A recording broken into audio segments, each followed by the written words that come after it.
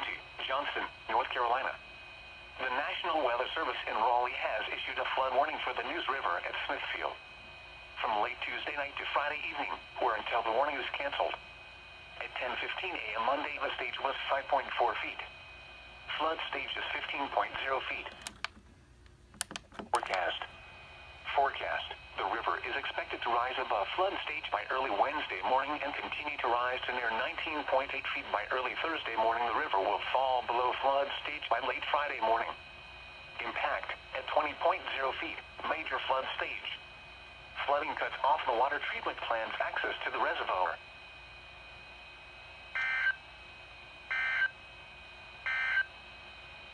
Here is the